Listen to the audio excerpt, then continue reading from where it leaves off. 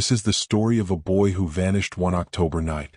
A case that baffled detectives, tore apart a family, and revealed secrets the neighborhood had buried for decades. A case that, years later, would take a turn no one expected. This is the disappearance of Elias Rivera. On October 14, 2007, Ridgeway Avenue was glowing with the warm oranges of late autumn sunlight. Kids tossed footballs between leaf piles. Neighbors raked their yards, trading small talk over the scrape of metal tines. 11-year-old Elias was last seen at 4:17 p.m., pedaling his silver BMX bicycle past the old laundromat at the corner, helmet crooked, jacket unzipped, shoelaces loose the way his mother always complained about. He was headed 3 blocks east to meet his friend Mason at the park. He never arrived. When he missed dinner, his mother, Lourdes Rivera, assumed he was running late. When night fell and the streetlights flickered on, she assumed he had forgotten the time again. By 9 p.m. she was calling every neighbor she knew. By midnight she was crying on the porch steps, clutching the jacket he'd left behind. And by dawn the next morning, the Chicago Police Department had issued a full missing child alert. But none of them, his mother, his friends, and the responding officers, could have imagined how complicated this would become. Because nothing about Elias's disappearance made sense. There were no witnesses, no sightings, no abandoned bike, no signs of a struggle. It was like the city had swallowed him whole. Detectives Sharon Malloy and Anthony DeSoto took the lead, 2 officers with decades of combined experience on missing children cases. They began with the obvious, retracing Elias's route. From the Rivera home down Ridgeway Avenue across 32nd Street to Alder Park. Every inch was canvassed. Every house, every backyard, every alleyway. The laundromat's cameras were pointed toward the sidewalk, but the recording had frozen hours before Elias passed. A glitch. An unfortunate coincidence. That's what the owner said. But it was the first detail that gnawed at Detective Malloy. The boy's friend, Mason, told officers he had been waiting at the park since 4:10 p.m. He never saw Elias. No bike. No sound of wheels. Nothing. A witness across the street reported seeing a silver sedan idling around the same time. Older model, dark tint, engine running long enough to be memorable. But with no license plate captured, the detail remained frustratingly vague. Police brought in search dogs. Volunteers combed the forest preserve. Flyers blanketed telephone poles. Local news ran nightly coverage. But the city moved on as cities do. And the case settled into a cold, uncomfortable standstill. Years later, investigators would admit that 2 early clues were tragically mishandled. Clue 1, the basement window. 3 days into the search, an elderly neighbor named Mrs. Crowley told officers she heard a soft crying late that evening, coming from the abandoned house at the end of Ridgeway. Officers checked the house the next morning, but the building was half collapsed, filled with debris unsafe to enter. They shone flashlights through the windows, saw nothing, and left. Detective DeSoto later wrote in his notebook, "Could be raccoon pups or wind against the ducts. Doesn't sound human." The abandoned house was boarded up the next day by the city. No one searched the basement. Not then. Not for years. Clue 2, the witness who changed his story. A man named Jeremy Holt, who lived across from the laundromat, initially told police he saw nothing unusual. 2 weeks later, he returned to the station unexpectedly. Nervous, sweating. He claimed he did see something. A teenager, maybe 16, arguing with a younger boy near the side alley of the laundromat. But he couldn't describe the teen. Couldn't remember clothing. Couldn't recall the exact time. Couldn't explain why he suddenly changed his story. Malloy felt uneasy. DeSoto brushed Holt off as an attention seeker. The department moved on. But Holt would resurface again, many years later, in a way no one saw coming. The Rivera family slowly fractured under the weight of grief. Lourdes stopped celebrating holidays. The father, Miguel, threw himself into work until he eventually left the state. Elias's older sister, Carmen, became withdrawn, moving from school to school, always carrying a photo of her brother in her backpack. Every October, on the anniversary of his disappearance, the neighborhood held a vigil. But as the years passed, fewer candles were lit. Detectives came and went. Tips arrived, then dried up. The silver sedan became an urban legend for kids walking home from school. By 2015, Elias's case was officially classified as inactive. Not closed. Not solved. Just paused. A haunting file in a drawer no one wanted to open. Until the drawer was forced open by a discovery that changed everything. On March 3, 2021, a construction crew began demolishing the old abandoned house at the end of Ridgeway, the same one Mrs. Crowley had complained about years earlier. When the excavator collapsed a corner of the foundation, workers noticed something strange. A hollow space behind a crumbling wall, sealed off decades earlier. Inside that space lay a child-sized jacket, faded and moth-eaten. Next to it, a rusted bicycle frame, silver paint still visible beneath the decay. Further back, fragments of skeletal remains, wrapped in what looked like a torn bedsheet. The police arrived within minutes. Detective Malloy, now nearing retirement, was called back to oversee the scene. For years she had imagined this moment. But seeing the object she had searched for since 2007, the silver BMX, lodged deep in the earth, was almost too much to bear. DNA confirmed what everyone feared. The remains belonged to Elias Rivera. But the condition of the bones raised disturbing questions. Experts determined the body had been placed in the wall 3 to 4 weeks after the disappearance, which meant Elias was alive, somewhere, for weeks, before he died. And that meant the killer had kept him hidden. Police started the investigation all over again with more urgency. They talked to every early witness again. They looked at every small detail they had missed before. That's when Jeremy Holt, someone who had changed his story years ago, became the main focus again. In 2021, Holt was in prison for a different crime, serving a short sentence. When the detectives came to talk to him, he didn't say much at first. But after several hours of questioning, and one piece of evidence he couldn't ignore anymore, he sat up, his eyes down. Detectives showed him a picture of the rusty basement door handle they found near the body. Holt had worked as a handyman at the old house before. He couldn't deny that. His breathing got heavy. His hands started shaking. His voice broke. Then he talked. But not in the way people were expecting. He didn't say he did it. He didn't admit to helping take the boy. Instead, he said he saw someone else. Someone he had been scared of for a long time. Someone he said had threatened him again and again.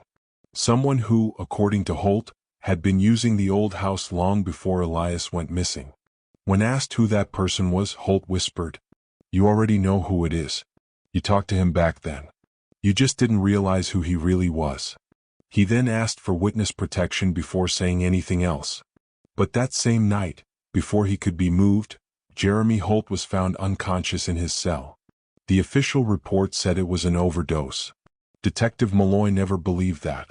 In his last written statement, which was almost impossible to read, he wrote one scary line. "Look again at the laundromat footage. The glitch wasn't a glitch." Detectives went back to the place where the original video was kept. The owner had changed.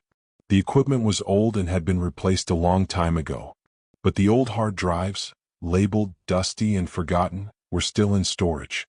Technicians were able to get some parts of the broken recording from October 14, 2007. For years, the investigators thought the glitch had wiped everything out. But technology had improved a lot. One piece at a time, the video was put back together. What they saw on the screen shocked everyone. 4:16 p.m. Elias rides by the laundromat, his wheels catching the sunlight. 4:17 p.m. A person comes out of the alley. The video gets blurry, then messed up, then clears up again. A face shows up. It's clear enough to recognize. Not a stranger. Not a teenager. Not someone dangerous. It was a man. A man who lived just 6 houses away from the Rivera family. A man who had been at the vigils. Who had put flowers on the Rivera's porch. Who had cried in every news interview.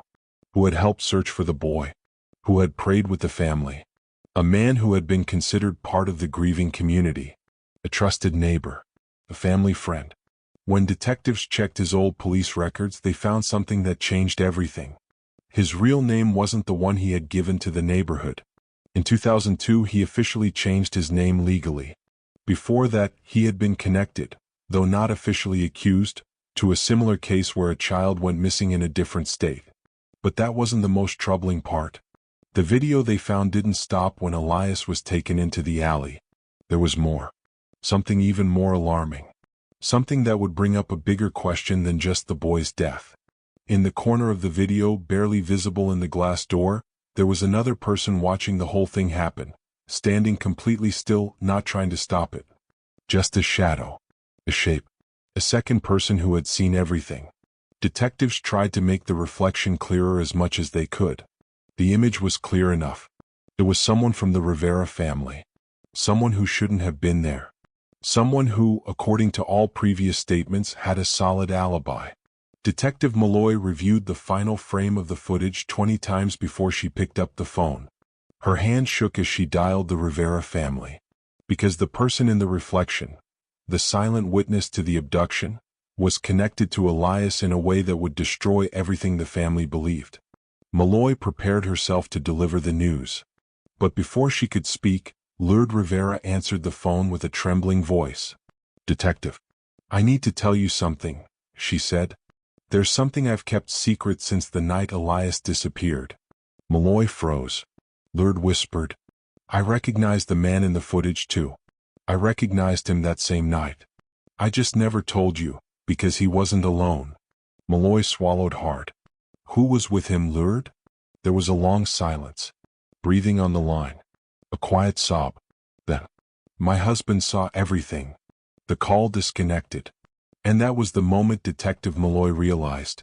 This was no longer just a case about a missing boy. This was a case about a conspiracy. A conspiracy that began long before Elias vanished.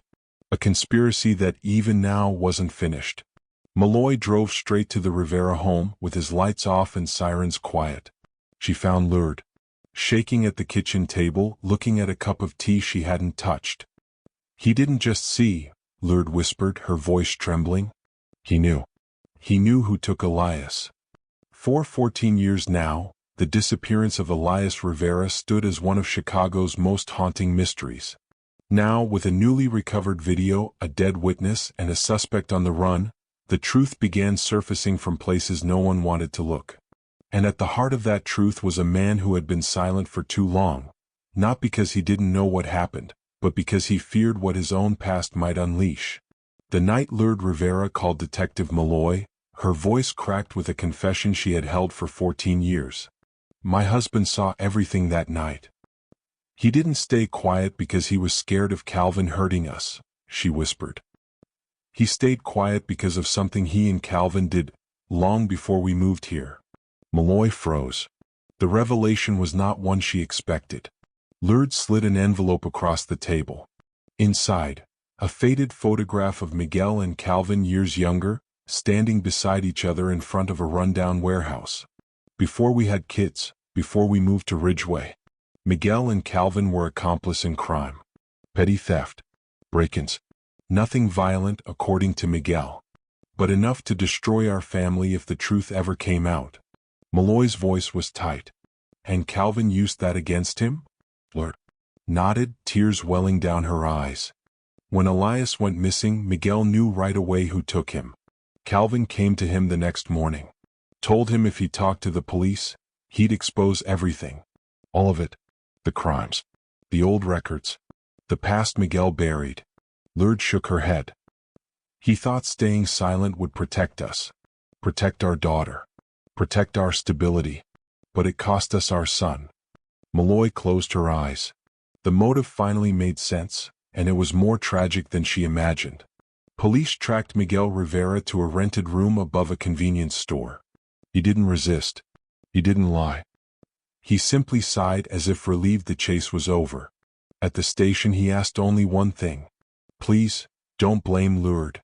In the interrogation room, Miguel finally broke open years of silence. He and Calvin grew up running scams and burglaries together across Indiana. Nothing major, but enough to land them in trouble.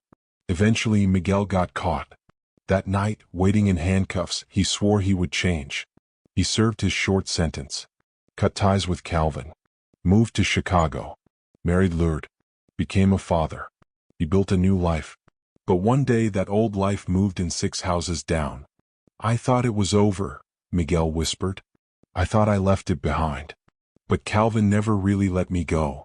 When Elias vanished, Miguel confronted Calvin at midnight behind the laundromat.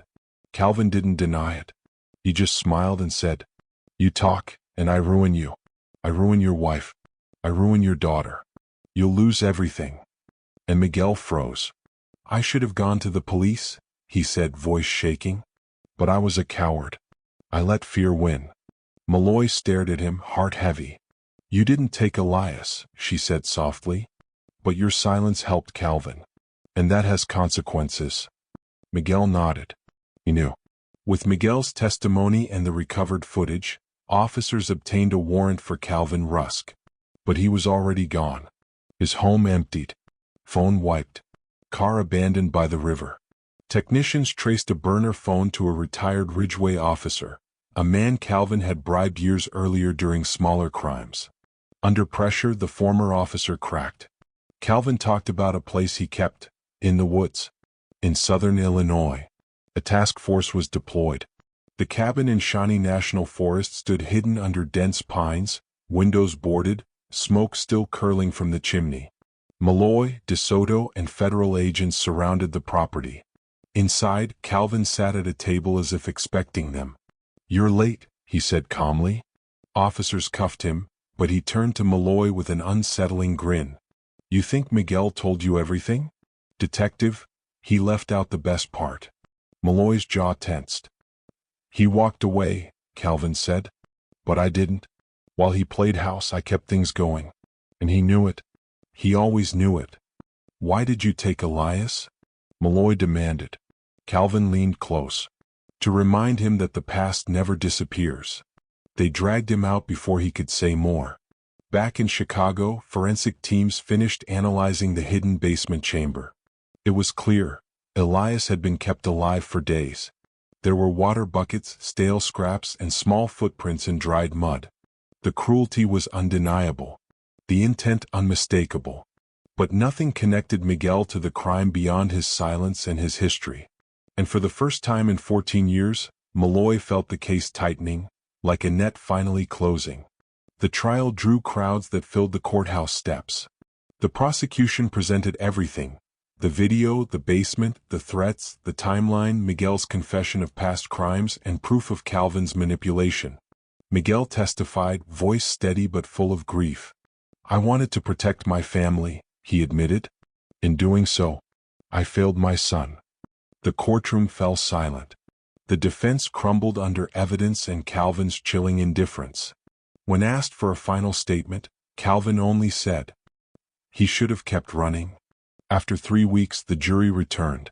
Guilty on all counts. First-degree murder, kidnapping, conspiracy, aggravated unlawful restraint, tampering. Calvin Rusk received life without parole. Miguel was sentenced to 2 years for obstruction, far less than many expected, considering his cooperation and the role Calvin's blackmail played. As Miguel was led from the courtroom, Lourdes held his hand through the bars, tears falling. "I forgive you," she whispered. "But you have to forgive yourself someday." He nodded, though she could see he didn't believe he deserved it.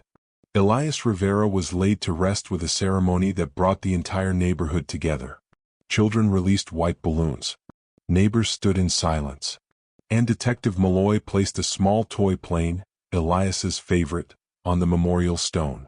Justice hadn't come quickly. It hadn't come cleanly. But it had come. Thank you so much for watching. If this story moved you or made you think, let me know your thoughts in the comments. I'd love to know what you think. See you in the next one.